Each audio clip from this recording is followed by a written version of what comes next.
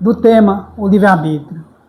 Que nós estejamos todos propensos, abertos para receber essa informação, esses ensinamentos, deixando-os entrar na nossa mente, descer para o nosso coração, sair pelas nossas mãos em forma de caridade e amor. Muito obrigado a todos, que tenhamos um bom proveito.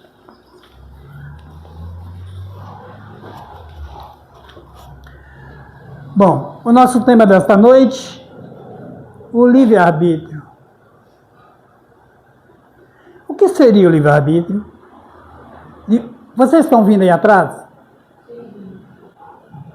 Tá bom. Então, livre-arbítrio, arbítrio é a liberdade que nós temos de agir, pensar e agir. É a liberdade que temos de fazer ou deixar de fazer algo. E a nossa vida, ela é pautada a todo momento de escolhas, de decisões, de caminhos para onde seguir. A ilustração nos mostra dois caminhos, para a esquerda ou para a direita. Todo momento da nossa vida nós estamos diante de uma situação que temos que tomar uma decisão. Proferir uma palavra, dar um conselho, receber um conselho, estender a mão para aquele que está à margem da estrada, dar um abraço, um sorriso, um aceno, enfim, a todo momento nós somos chamados a escolher, a buscar um caminho, a tomar. E o tema da nossa palestra está lá no Livro dos Espíritos, na terceira parte da Lei de Liberdade, item 5, livre-arbítrio, e na questão 843 a 850. Então, quem quiser consultar, quiser anotar, está aí. A base da nossa colocação de hoje, da nossa modesta palestra. Claro, a bibliografia, melhor dizendo, do tema é extensa, é grande. Lá no final eu vou deixar os livros aos quais a gente consulta, tendo sempre como base os livros do Kardec, o Pentateuco Kardeciano, os 5 livros da codificação de Kardec. O que é livre-arbítrio? No nosso introito nós já falamos um pouco. Resolução, determinação conforme a vontade, desejo, talento, juízo, poder, faculdade de decidir, escolha, alvédrio. Nós somos livres para pensar e agir. Lá na frente pergunta Kardec aos espíritos: o homem goza na Terra de liberdade total? Não, claro que não. E lá nós vamos ver na pergunta como que o Espírito da Verdade nos responde. Muito interessante. Ali também as 2 setinhas estão indicando 2 caminhos, para a esquerda ou para a direita.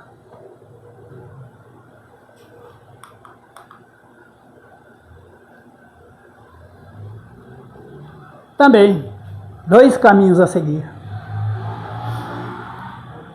O livre-arbítrio é uma das leis morais mais importantes da nossa vida espiritual, pois permite ao espírito construir o próprio destino. Nós não nascemos já com o predeterminado da nossa trajetória de vida. Nós é que escolhemos, nós é que construímos, através da liberdade que Deus nos deu desde que fomos criados.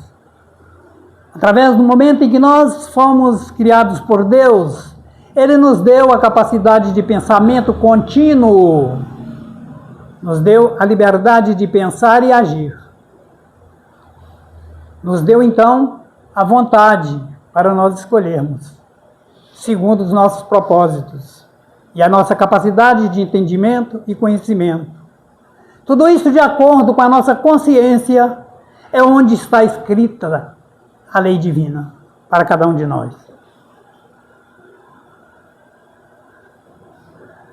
Liberdade de escolha, questão número 843 do Livro dos Espíritos. O homem tem o livre-arbítrio de seus atos, é a liberdade de agir, fazer ou deixar de fazer. Pensar e agir, sem os quais o homem seria uma máquina. Se nós não tivéssemos a capacidade de pensamento, de agir e ter responsabilidade diante dos nossos atos, nós seríamos uma máquina. Então não poderia nos cobrar nenhuma responsabilidade se nós não tivéssemos a liberdade de escolher. Nós somos responsáveis pelos nossos atos. Está na lei de causa e efeito. Planta-se melancia, não se colhe tomate. Então, a nossa vida é de plantio. Que é livre. Mas a colheita é obrigatória. Não tem jeito, é lei de causa e efeito. A lei do livre-arbítrio eu faço ou não faço, mas as consequências são inevitáveis. Inevitáveis.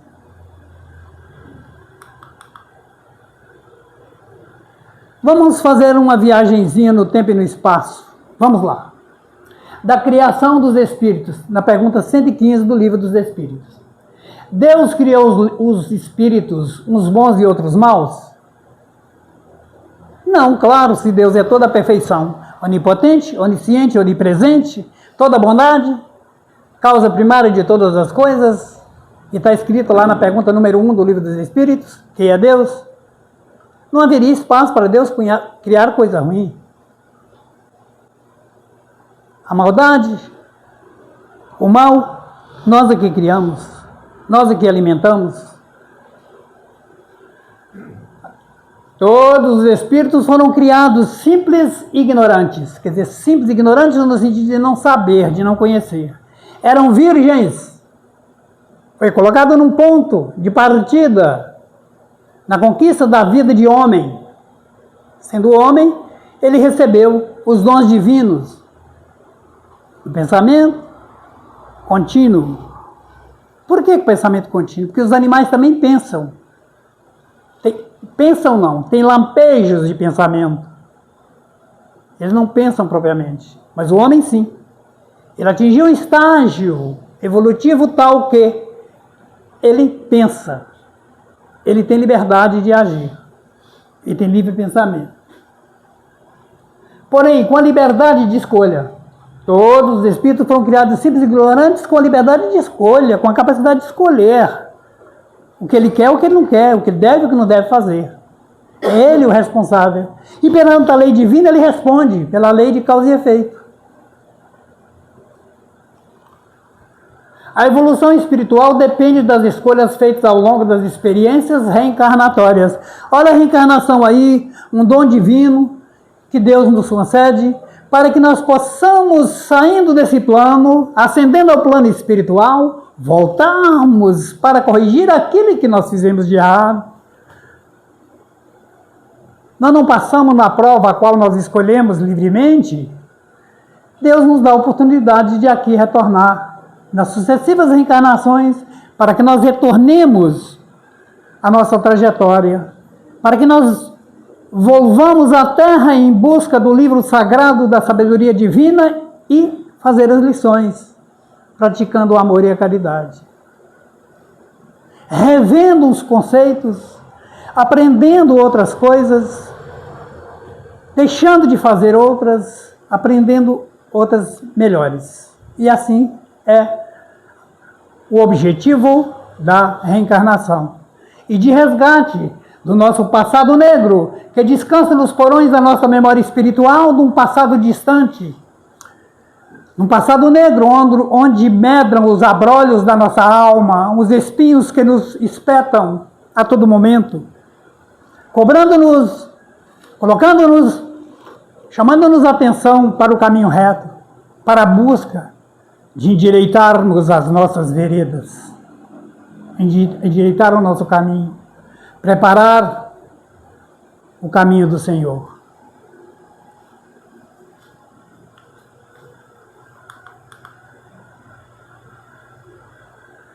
Mais um retrospectozinho para nós entendermos melhor a questão do livre-arbítrio. Trajetória do espírito, ou melhor, trajetória do princípio espiritual. Quando o princípio espiritual agregou lá no reino mineral, no reino vegetal, no reino animal e depois no reino animal. Então vamos lá. Quem nos diz isso é o Leon Denis. Quem foi Leon Denis? O adjuvante do Kardec. O Leon Denis foi para a doutrina espírita um defensor, um trabalhador da doutrina espírita, propagando e defendendo a doutrina espírita lá na França, naquela época, dos detratores da doutrina espírita, porque muitas correntes de outras religiões não aceitavam a doutrina espírita e maltratavam os ensinamentos do Kardec, contestavam, e ele defendia. Era um jornalista, era um homem escritor, era um filósofo, o Leon Denis. Então, Leon Denis nos traz esses ensinamentos. Trajetória do princípio espiritual pelos reinos mineral, vegetal, animal e até chegar no hominal, né? Claro. Desde a sua gênese, desde a sua criação. Cujo princípio espiritual emanou da mente de Deus, na sua vontade de sabedoria, de nos dar o legado da vida. Cada um de nós é um ser individual, que não existe no universo outro igual. Cada um de nós é um ser que temos autonomia, que temos a nossa criação única. Não tem outro. Não tem. Pode clonar o corpo físico, mas o espírito jamais. Olha a responsabilidade aí. Quando eu começo a imaginar, a refletir que eu sou o único Francisco nesse universo, e quando eu olho para o meu passado menos feliz, eu entro talvez num sentimento de arrependimento, de melancolia, porque eu começo a ter na minha consciência espiritual os meus erros, os meus desacertos de vidas passadas. Quantas vezes cada um de nós não nos pegamos triste, melancólico, macambus do surumbático, para falar palavras bonitas, assim, muito triste, e a gente às vezes não sabe de onde vem essa tristeza, a fonte dela. A fonte dela está num passado distante, onde nós erramos, onde nós trilhamos um caminho fora da cátedra divina, dos ensinamentos do Cristo, da lei maior, amor e caridade. Então vamos lá. O princípio espiritual dorme no mineral.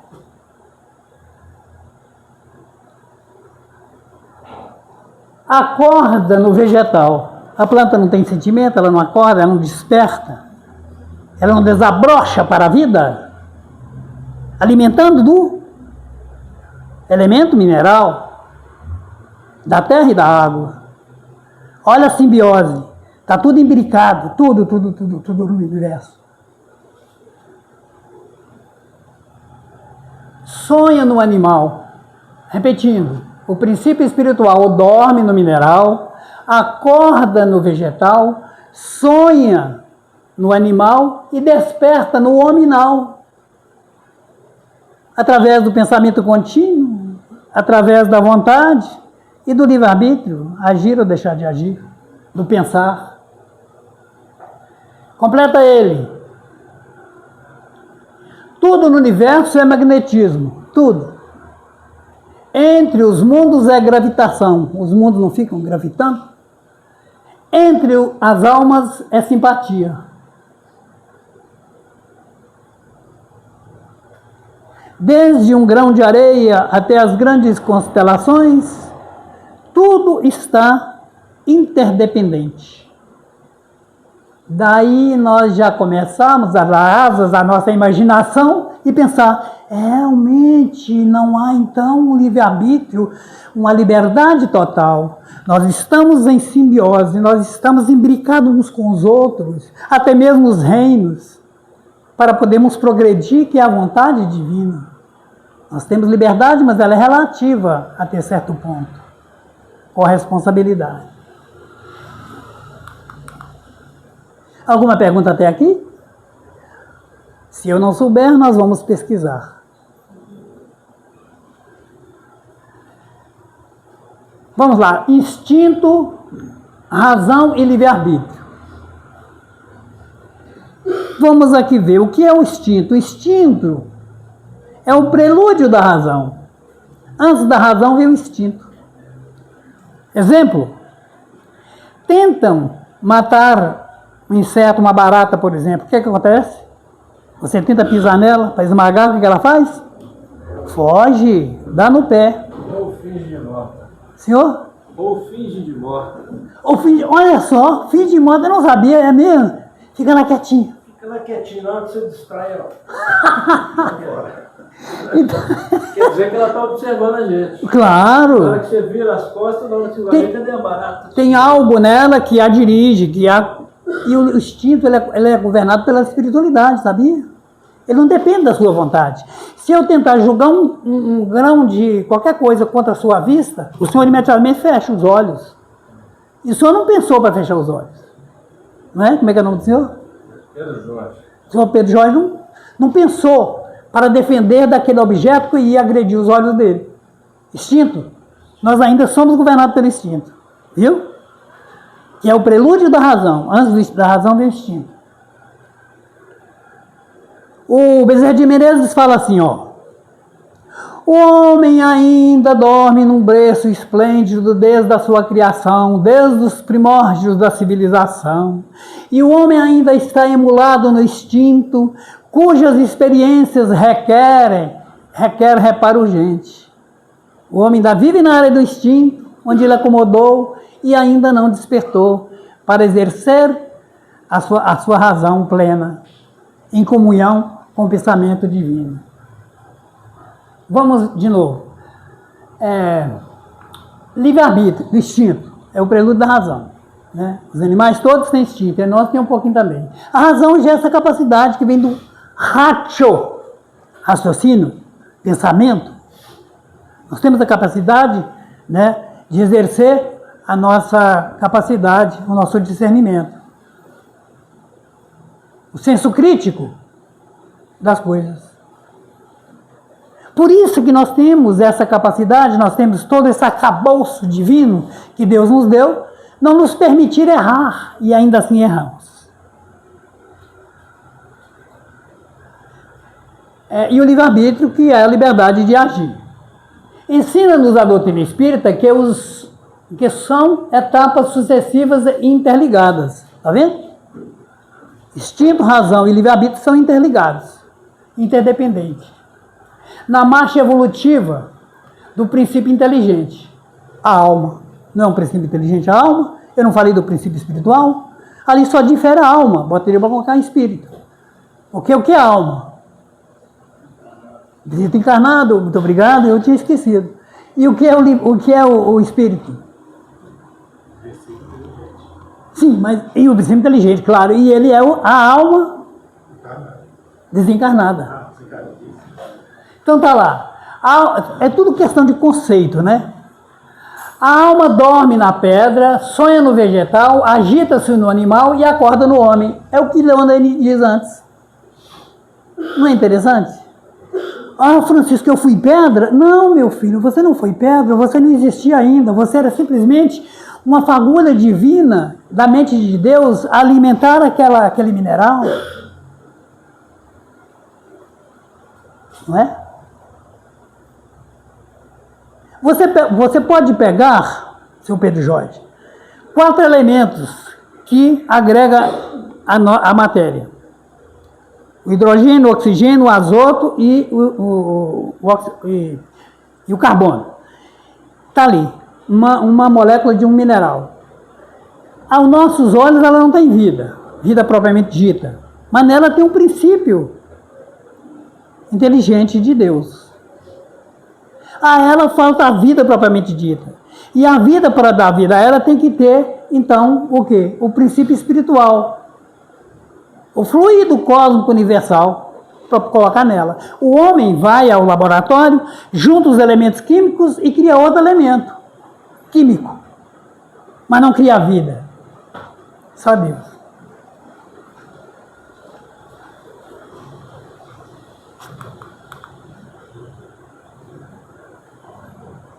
Livre-arbítrio, mais uma vez. Ensina a doutrina espírita que não há predestinação, sorte, azar ou acaso.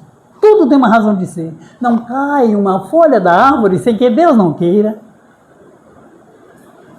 O homem constrói o seu próprio futuro. através da ação dos pensamentos. Pensamento é criação. Tudo que existe da criação do homem. O homem não cria nada, ele transforma, né? Na natureza nada se cria, nada se perde, tudo se transforma. Não é assim? Então, já dizia o cientista. Se não existe um homem, continua esse todo processo químico de transformação sem o nome do homem. Se não existisse o homem? Não, eu estou afirmando que mesmo que não exista o homem para manipular em laboratório, essa química da vida continuar existindo. continua existindo. Assim como era antes do homem existir, de vir lá do princípio mineral. E os reinos foram se processando até surgir um corpo físico capaz de receber um espírito inteligente. Através da ação dos pensamentos, a evolução se dá pelo desenvolvimento intelectual. Olha lá. A evolução se dá pelo desenvolvimento intelectual, filosófico, científico. Falta um R ali. Religioso, pilar do desenvolvimento humano. Olha.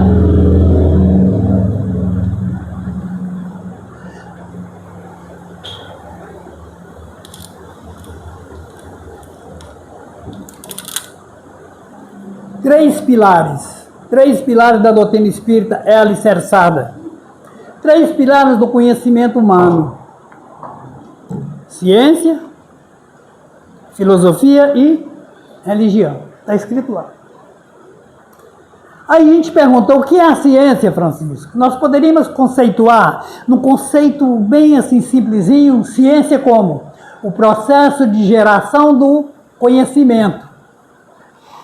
Ciência é um processo de geração do conhecimento relativo ao universo e seus fenômenos naturais, ambientais e comportamentais, através da pesquisa e da comprovação científica. Alguém é da área aí acadêmica, científica? Senhor, está certo esse conceito ou está errado? O senhor é da área química, não? Não, eu estudei química, né? Eu conheço o princípio do segundo grau. Mas está errado não, né? Não, de jeito nenhum. É porque eu ia até falar aqui que, antes de chegar na evolução, que está perto do desenvolvimento, que mesmo antes do homem existir, já existia o processo químico lá, que vão se interagir. E foi através dele que veio o homem, é o que está escrito ali, é essa cadeia. Então, a evolução se dá pelo desenvolvimento intelectual, filosófico, científico, religioso, pilares do desenvolvimento humano, que são os pilares da doutrina espírita. Aí temos o conceito de ciência e o conceito de religião. Religião vem do grego, a própria etimologia da palavra. Religare. Religar o quê, Francisco? Religar o homem. O homem a quem? A Deus. Aí vem a pergunta que não quer calar. Mas quando que o homem se separou de Deus? Desde a sua criação, quando ele afastou dos princípios doutrinários, dos ensinamentos do Cristo. Não leu na cartilha do Cristo o amor e a caridade. Aí ele afastou de Deus e ele precisa retornar. E a religião é uma forma dele retornar a Deus, seja ela qual for. Entendeu? Desde que tenha a adoração e o reconhecimento e o respeito às leis divinas, não importa a religião, ele está retornando a Deus. Eu falei ciência e filosofia. Ciência e religião e filosofia. Filosofia vem do grego, philo, amante, que gosta. O amante, por exemplo. Amante de alguma coisa, philo. Ou filho da sabedoria, filho do saber. E sofia, sabedoria. Não é essa que é a etimologia da palavra, que vem do grego? Então, o que faziam os filósofos? Questionavam, muito bem, perguntavam, quem sou, onde estou, para onde vou. E caberia, olha o verbo no passado, no condicional, e caberia a ciência responder, mas ela ainda não responde. E a religião? Sustentar as duas ali, fazendo contrapeso, esclarecendo uma e a outra. Hoje, a ciência já está aliando-se à religião ou à espiritualidade, nos dando novos conselhos da existência do homem e a sua capacidade de transcendência da sua verdadeira natureza divina, a ciência. Não dá tempo de eu falar aqui sobre as pesquisas científicas que estão acontecendo nas universidades no mundo inteiro, sobre a fé. A fé verdadeira, a fé divina que transforma, que transporta montanhas, com certeza. Ser o poder da mente desenvolvida. Sim, porque quem pensa é o cérebro que pensa. O cérebro é o mecanismo. Isso. Aí quem vai pensar a alma. O espírito, a alma.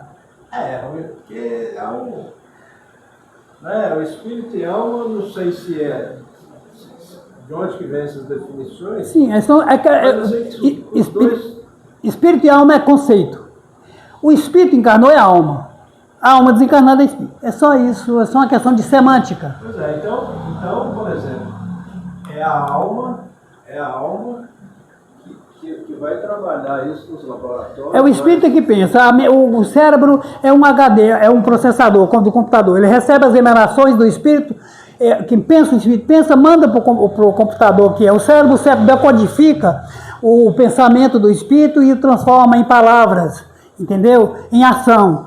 Transforma aqui e fala assim, por exemplo, para mim andar, eu, o espírito, penso, quero andar. Aí eu mando a mensagem para o cérebro, isso é imperceptível, é fração de segundo. E aí eu vou andar, mando a mensagem para as pernas, através dos neurônios, dos transmissores, né, das sensações nervosas, e mando a mensagem para as pernas andam. Vamos lá. Coexistência entre livre-arbítrio e determinismo. Livre-arbítrio e determinismo. Livre-arbítrio é a liberdade de pensar. E determinismo. Existe na mente de muitas pessoas que tudo está determinado por Deus. Aconteceu um acidente, não, já estava escrito nas estrelas.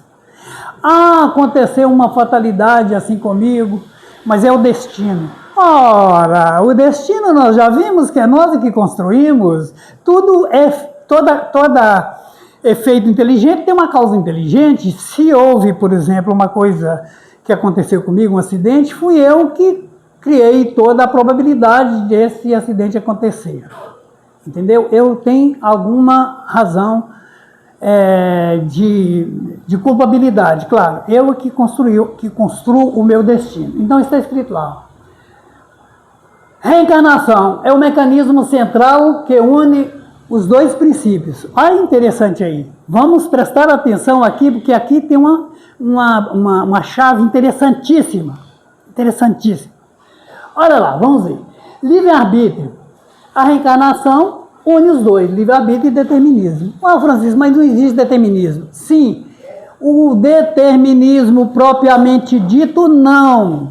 Mas ele escrito na vontade de Deus, sim. Deus quer que as coisas evoluam, que elas progridem, e o homem não é capaz de deter. Então aí é uma determinação na lei de livre-arbítrio e nas leis divinas. Então vamos lá. E é construído do próprio homem. Claro, sem dúvida nenhuma. Livre-arbítrio, o espírito escolhe as provas que se deve submeter quando reencarnar-se, oportunidade de renovação. Quando o espírito está na erraticidade, quando ele está entre no lastro de tempo de sair do mundo espiritual para entrar no mundo carnal, para reencarnar, ele que escolhe, através da lei de livre-arbítrio, né, de livre vontade, escolher as provas. Sim! Vou dar um exemplo prático. Como é que é o nome do senhor? Murilo. Sou Murilo. É meu mentor lá no plano espiritual. Eu tenho que reencarnar. Aí o senhor Murilo me chama, fala, vem Francisco, você tem que descer lá na Terra, você tem que reencarnar. Você está vendo aquela tela ali, está escrito do lado direito, coletas bonitas, garrafais, são suas obras boas. Do lado esquerdo, das suas obras ruins, Francisco. E essas obras que você semeou, essa semente ruim, esse joio, você tem que separá-lo do trigo. Você tem que voltar. Escolhe ali. Eu falo, eu quero fazer tudo uma vez, senhor Murilo. Não, Francisco, você não pode reencarnar e suportar essa prova de uma só vez, Francisco. Você precisa fazer isso paulatinamente, dosadamente. Você não vai suportar. Tanto que o Humano nos diz que a reencarnação é como o carnê do baú. Você faz uma dívida, um carnêzão desse tamanho, aí você quer pagar de uma vez, não pode, você não tem suficiência financeira para pagar o carnê de uma só vez, o carnê do baú, do Silvio Santos. Então, você vai tirando cada uma por vez e vai pagando. A reencarnação é assim. Ah, tá, tá aí tudo bem, eu escolhi lá aquelas que eu quero fazer. Eu falo, tá bom, São Murilo, então eu quero aquelas ali. Pois é, Francisco, uma daquelas é você ser amigo do Roberto. Ah, não quero não. Nós não demos bem lá na terra, eu não quero ser amigo do Roberto, não. Mas você vai ter que ser amigo do Roberto. Vocês têm que ir lá para a Casa Espírita Bezerra de Menezes e trabalharem. Ele como dirigente e você como palestrante. Não quero não, São Murilo. Não, Francisco, você não pode atrapalhar o progresso da humanidade.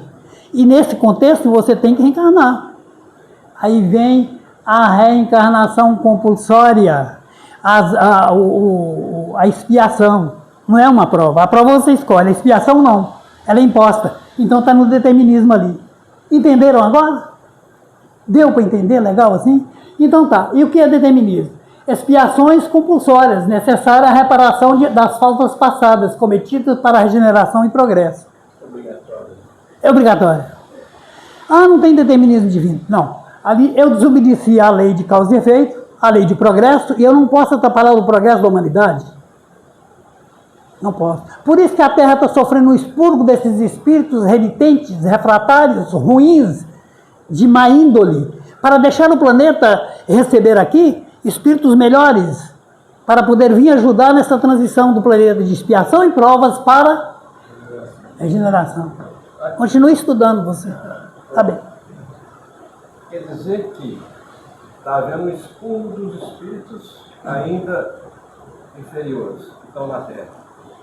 É do ponto de vista da evolução espiritual, porque intelectualmente eles estão lá em cima do topo. Tem uns que estão, tem outros que não, né? Sim, claro, tudo tem a regra tem exceção. O que eu observo na minha vivência em Belo Horizonte, nasci aqui, etc.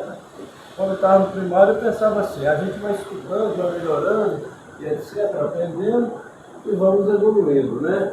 Então eu imaginava que ia evoluir todo mundo junto e não sei o quê.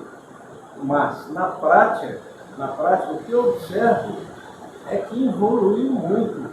Hoje não é como eu era criança e andava pela Afonso Pena. Deixa eu só dar um conceito para o senhor, Sr. Pedro Jorge. É porque o senhor está dizendo o seguinte, que houve um regresso espiritual. Não, o espírito jamais retrograda. Não.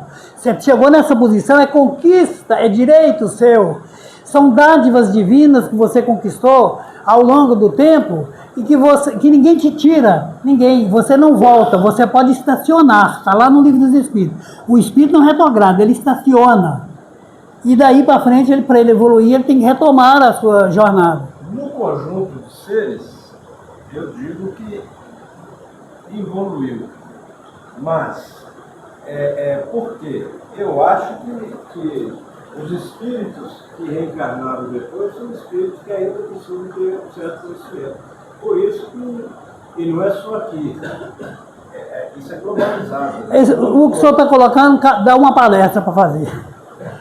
Expiações compulsórias necessárias à reparação das faltas passadas, né, cometidas para a regeneração e progresso. Ficou claro isso aqui, gente? Claro. Expiação, provas e livre-arbítrio. Agora já está lá no contexto do Livro dos Espíritos. Aperfeiçoamento, livre ou compulsório. O aperfeiçoamento tem que existir. Chega no momento que eu tenho livre-arbítrio para escolher as minhas faltas. Eu erro. Eu tenho uma dívida com... Como é que é o seu nome? Com Carlos.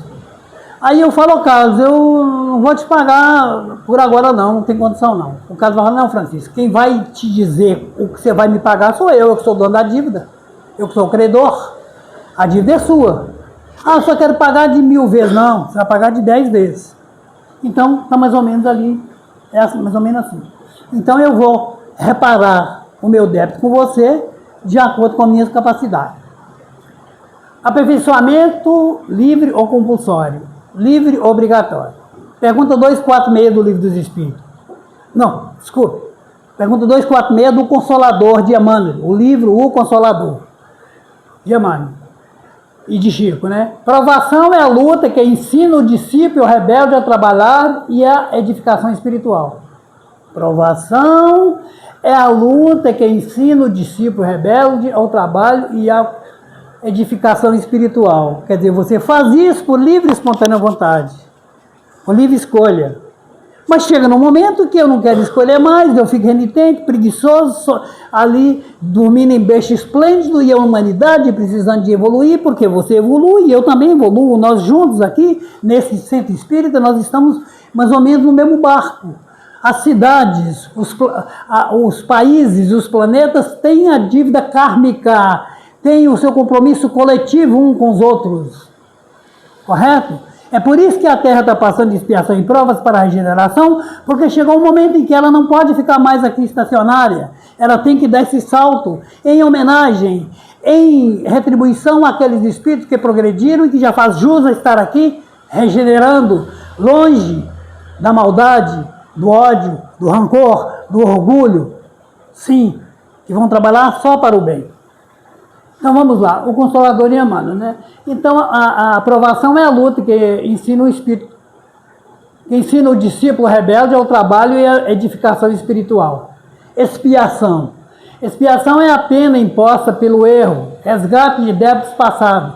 Ambas buscam o aperfeiçoamento, tanto a reencarnação compulsória, tanto a escolha das provas livres, como a que é imposta. Tá certo? Todas elas são para o aperfeiçoamento. Deu para entender?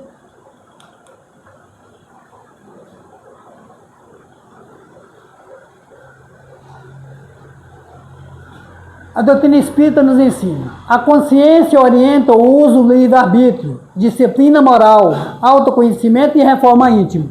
Então, no livre-arbítrio, você tem que ter disciplina moral para poder agir, superioridade espiritual dentro desses dois princípios, de moral e ética, para você agir bem, para você colocar em ação os seus pensamentos através da livre vontade, com retidão, com honestidade, com amor, vamos dizer assim. Ninguém pode voltar atrás e fazer de novo, ninguém pode voltar atrás e fazer um novo começo, mas pode começar agora a fazer um novo fim. Olha que interessante. Deu para entender? Consciência moral. Isso quem nos ensina é Emmanuel. Ninguém pode voltar atrás e fazer um novo começo. O que passou, passou. Mas pode começar agora a fazer um novo fim. Não olhar para trás, para as maldades que você praticou. Um exemplo de autorregeneração e de reconhecimento dos erros e não olhar para trás nos maus que fez, Paulo de Tarso. O Paulo era um dos defensores das tradições judaicas ferrenho, tanto é que ele perseguia os cristãos. Ele ia até as casas dos cristãos, os arrancava lá que estava fazendo culto a Jesus e os jogava para a rua, com sua milícia de soldados judeus na época. E a patente dele é como se fosse uma de general, vamos dizer assim. E ele chegando, saindo para perseguir os cristãos lá em Damasco, o que ele fez? Pegou sua milícia e foi. Na estrada de Damasco, ele encontra com Jesus, Jesus aparece para ele em forma de luz, aquela luz intensa que ninguém é capaz nem de descrever, e o Saulo cai de joelhos e pergunta: quem és tu? Jesus diz: eu sou o Jesus que você persegue, Saulo. O nome dele era Saulo. E ele ficou cego no momento. E ele disse assim: o que tenho que fazer, Senhor, para servi-lo? Ele disse: olha só, vai até Damasco, procura Ananias e ele vai curar os seus olhos.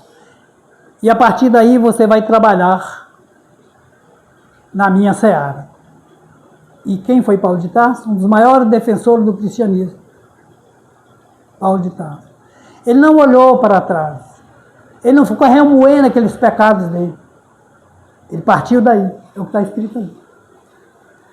O Livro dos Espíritos, a pergunta 621, onde está escrita a lei de Deus? Nós já falamos lá na nossa propedêutica, no início, na nossa introdução, na consciência de cada um. E tem uma pergunta do Livro dos Espíritos, é a pergunta 918, que traz para nós, quando Kardec pergunta para o Espírito de Verdade. E quem era o Espírito de Verdade? Santo Agostinho. O Kardec pergunta: Santo Agostinho, o que devemos fazer nessa vida para melhorarmos mais, errar menos e continuar trabalhando a nossa trajetória de progresso espiritual? Aí o Kardec falou assim, aí o Santo Agostinho disse: olha, Kardec, faça como eu fiz quando eu estava na Terra. Passa em revista, melhor, antes, Santo Agostinho disse, existe um propósito para isso, conheça-te a ti mesmo. Aí o Kardec falou: mas como é que eu vou conhecer a mim mesmo, Santo Agostinho? Se em determinado momento nós confundimos tudo. Ele disse: olha, passa em revista, Kardec, todo dia que você repousar a cabeça ao travesseiro, você pergunta para você mesmo o que você fez de certo, o que você fez de errado, a quem você ajudou, a quem você atrapalhou. Aí o Kardec, muito ladino, preparado para isso, perguntou: Santo Agostinho, mas em determinado momento nós confundimos o bem do mal com o mal. Eu não sei o que é certo e o que é errado. Aí Santo Agostinho disse: perguntai ao tribunal da tua consciência e ela vai te responder. Aí Kardec disse: mas por quê? Ele falou: porque é lá que está escrita as leis divinas. O seu Murilo já tem aqui na sua mente as leis divinas, agregado à sua consciência, e ele sabe discernir o bem do mal. Chico aqui, coitado, está capengando, erra toda hora, tropeça, cai, quebra o dente, arrala o joelho, porque não conhece as leis divinas. São Murilo já conhece. Então, quando eu tropeçar, São Murilo chegar: Francisco, ô meu filho, não é por aqui, é por aqui.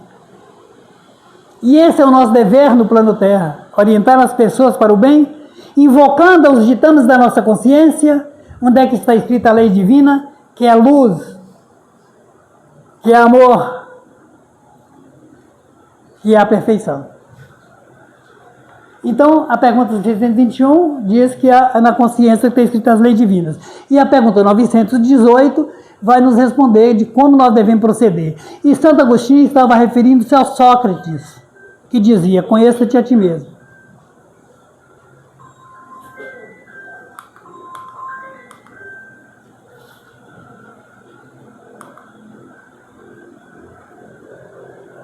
Ali nós já falamos.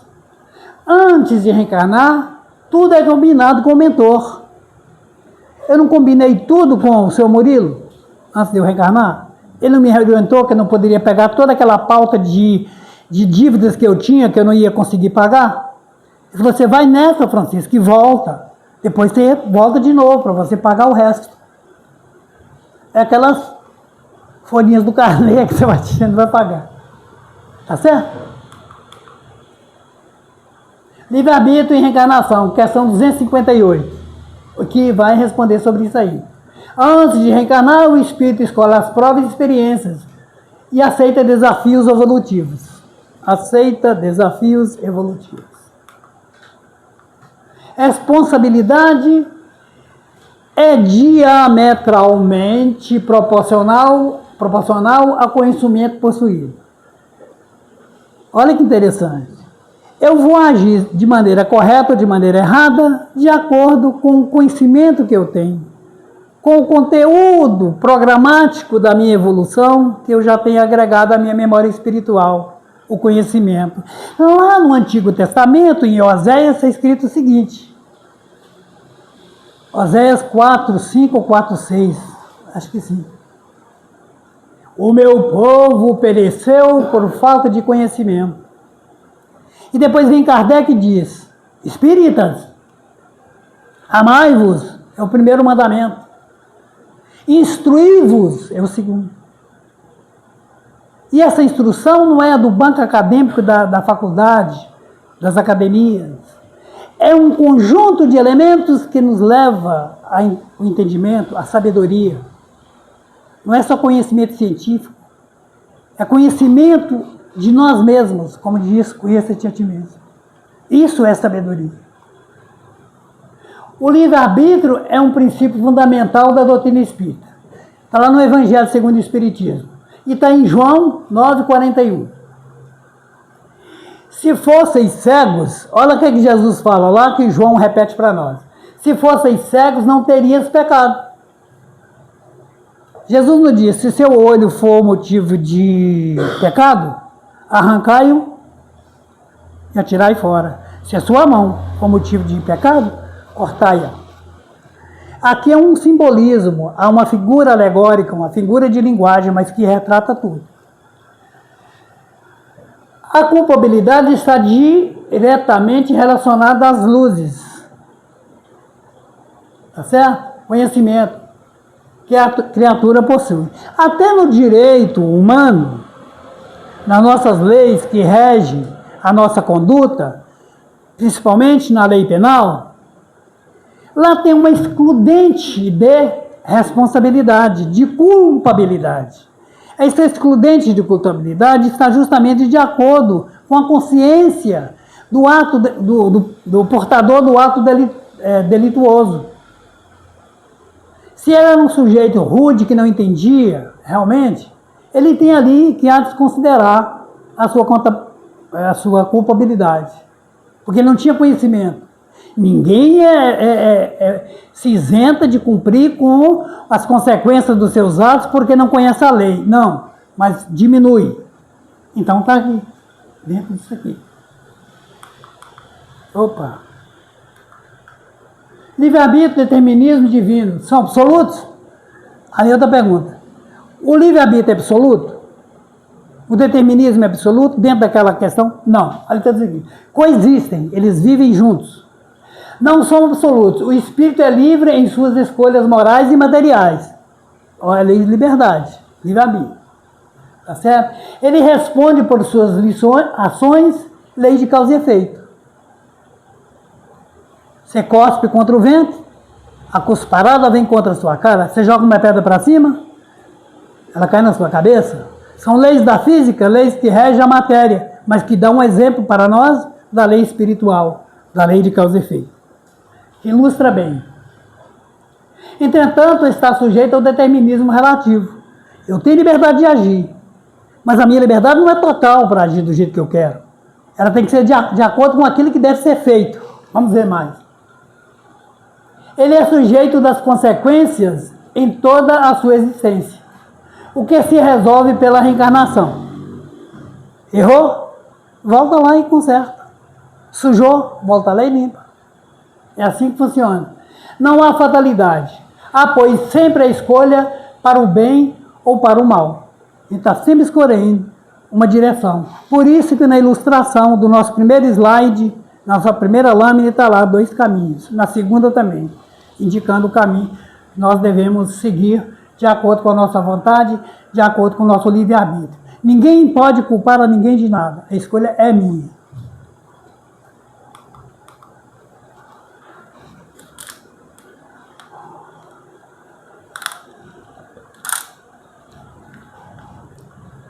Livre-arbítrio e lei de causa e efeito. Olha lá. Não somos punidos, somos educados para o bem. Produz crescimento e paz. Não somos punidos, somos educados. O bem produz crescimento e paz. O mal produz aprendizado através de provas e dificuldades, provas e expiações. Não há fatalismo, sempre é possível recomeçar. A reencarnação. E também na própria vida nossa, nós podemos renascer de novo. Quando Nicodemos procurou Jesus na calada da noite, que era um senador romano, ou melhor, desculpa gente, estou misturando tudo. Senador romano não, era um homem defensor das tradições judaicas, o Nicodemos. Era lá uma pessoa super influente, ele então, querendo conversar com Jesus, porque ele não ia na luz do dia, porque era um homem muito importante, ele ia conversar com um carpinteiro, diminuiria a sua personalidade, o seu conceito, claro. O homem que você precisava pedir audiência com ele, iria ter um carpinteiro durante o dia? Claro que não. Mas ele admirava os feitos de Jesus. E ele foi encontrar com Jesus à noite. Lá às margens do lago de Genesaré. Então, quando ele encontra com Jesus, ele diz assim: Senhor, sei que fazes muitas coisas que não é qualquer homem que faz. O Senhor é enviado de Deus. O que devo fazer para entrar no reino dos céus? Jesus disse: Em verdade, não, primeiro Jesus disse, eu fico admirado, Nicodemos, que você não sabe dessas coisas. Ele disse, não sei. Jesus disse, em verdade, eu vos digo. Ninguém verá o reino de Deus senão... Esqueci o resto, gente, e agora? Não nascer de novo. O que nasce da água, o que nasce da matéria é matéria, o que nasce do espírito é espírito. O espírito sopra onde você não vê. Então ele diz, o que ele disse? O renascer de novo, tanto da reencarnação, quanto da renovação do homem velho, buscando consertar a nossa trajetória de equívocos. Renovação espiritual. A partir de hoje não vou errar mais. Foi o que Paulo de Tarso fez. Um exemplo do Paulo foi o quê? Um autor. Perdão. Ele perdoou a si próprio. Nós temos que fazer isso a todo momento. Se eu ficar remoendo o que eu fiz de errado contra essa moça, eu não vou progredir, eu vou ficar ali. Não. Você tem que renovar suas atitudes. Reparar o seu erro de alguma forma. Antes de depositar as suas oferendas lá no gasofilácio, lá no negocinho da igreja que põe moeda, e você lembrar que tem algo contra o seu irmão, vai-te depressa conciliar com ele enquanto estão juntos na estrada. O que é estrada? É reencarnados. Para que não suceda que ele te entregue ao oficial e o oficial te encarcere eternamente. Te encarcere, coloque no cárcere, te prenda. E de lá não sairá enquanto não pagar o último centavo, o último céntimo. A vida devolve exatamente aquilo que emitimos. Pensamento, sentimento e obras. Você é livre para fazer. Você é livre para fazer suas escolhas, mas é prisioneiro das consequências. O plantio é livre. A colheita?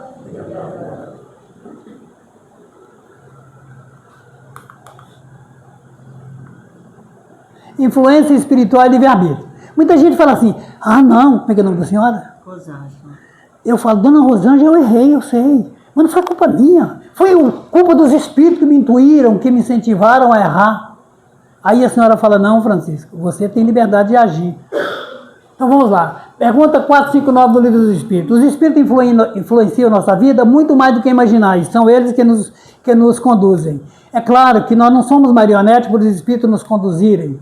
Nós não somos marionetes. Nós somos pessoas dotadas de vontade e livre-arbítrio. Mas, porém, nós temos que ouvir a nossa capacidade de discernimento. Se o espírito está nos sugestionando ao mal, eu não vou entrar nele. Então não podemos culpar os espíritos. É os irmãozinhos que estão falando. Não façam isso. Isso é uma falta de caridade muito grande. Os irmãozinhos estão na dele. Eu é que estou abrindo brecha para ele entrar na minha casa, abrindo a janela da nossa alma e as portas da minha casa mental para que eles entrem. Acho que está acabando a vida. As diversas situações da vida, às vezes são atribuídas ao imponderável, até mesmo aos espíritos, né?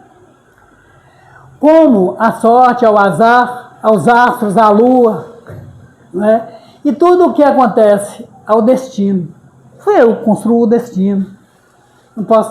Não posso atribuir a ninguém a minha infelicidade da minha trajetória. Negação da lei de causa e efeito ante as provas livremente escolhidas.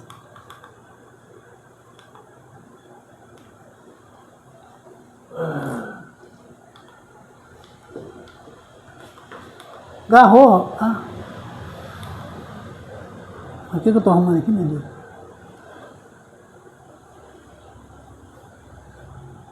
Essa aqui foi a que eu falei antes, né? Lá na introdução. A posição no mundo em que o homem, a questão 825 do Livro dos Espíritos. A posição no mundo em que o homem possa gabar-se de gozar de uma liberdade absoluta? Não, porque vós todos necessitais uns dos outros, os pequenos como os grandes. Eu não disse que nós estamos todos imbricados? Todos juntos?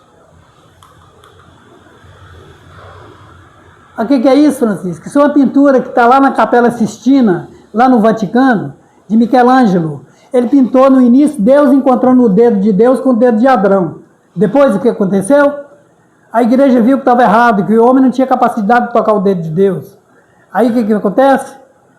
Ele fez outra pintura separando os dedos. E aí o que acontece? Está ali respeitando o livre-arbítrio do homem, porque Deus tocar o dedo nele estava protegendo-o como um ser puro, supremo. Não. Deus deu a ele a liberdade e a vontade para agir. Entendeu? O livre-arbítrio. Mestre, o que significa trabalhar em si mesmo? O que significa a reforma íntima? O que significa eu trabalhar em mim mesmo? O que significa o meu auto-perdão? Significa deixar de esperar que os outros mudem. Aí a senhora tem que mudar, eu não, eu já estou bem. Eu e minha mulher. Por que você não muda? Você não reforma? E eu? Deixe ela mudar e eu vou mudar da minha parte. Fazer tirar a roupa velha, aquela roupa fétida, e vestir uma roupa nova, perfumada. Eu vou deixar de muitas coisas que eu julgo boas para mim e que não são, eu vou reformar os meus hábitos.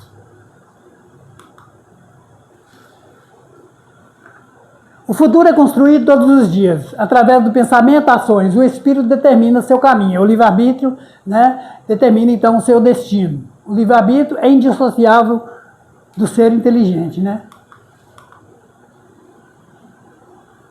Livre-arbítrio é autoconhecimento. Aquilo que eu falei. A nossa culpabilidade diante das faltas que cometemos está diametralmente proporcional à nossa capacidade de entendimento. Eu estou encerrando, viu, Roberto? Então vamos lá. Conhecimentos novos modificam a visão do ser humano. Tem de si próprio. Autoconhecimento. Pergunta 918 do Livro dos Espíritos. Autoconhecimento. Amplia os horizontes de sua consciência na escolha das decisões. Quer dizer, quanto mais eu sei, muito é cobrado a quem? Muito é dado. É isso aí.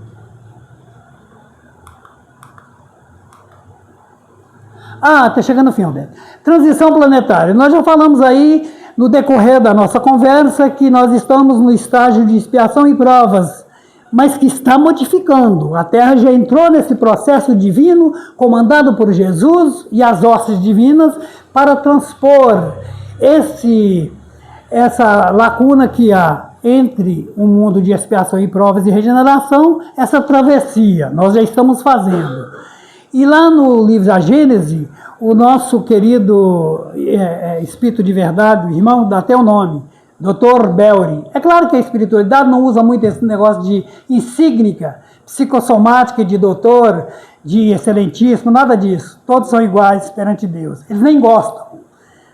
Então, mas lá ele colocou o Dr. Belry, talvez para atender ainda, né, uma questão que o homem exigia na época ainda. Mas é o Dr. Belry.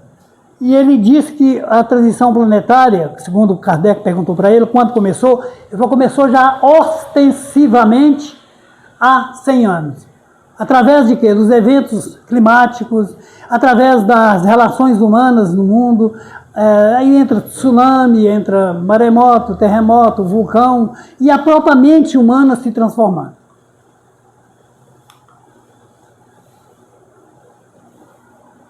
Ante o livre-arbítrio. Isso aqui é uma questão que está lá no capítulo 7 de João. E também está lá no livro de Emmanuel e Chico Xavier. Livro da Esperança. Eu até fiz um resumozinho aqui, mas acho que não dá tempo de ler, né, Roberto? Está até aqui, ó, legal. Eu ia ler, mas eu fiquei enrolando aí e não deu. Então, nós vamos fechar a nossa palestra com uma reflexão. A doutrina espírita surge em luz, na atualidade, diante da mente humana, auxiliando-nos a descobrir os estatutos divinos, as leis divinas que têm que estar escritas na nossa consciência, funcionando em nós próprios, no foro da consciência, a fim de aprendermos que a liberdade de fazer o que se quer está condicionada à liberdade de fazer o que se deve. Quer anotar? Muito bonito, não? Olha lá, interessante isso.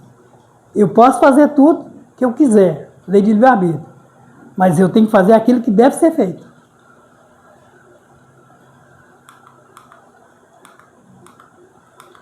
E finalizou, Roberto.